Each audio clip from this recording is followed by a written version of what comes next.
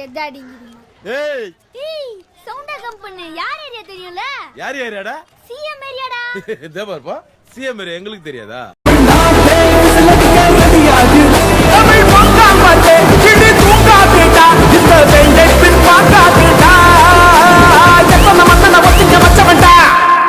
நான் தன்னந்தனியாளு நீயால நம்ம பாரு கொஞ்சம் நவந்தானா இங்க எட்டு தோண்டி பேரு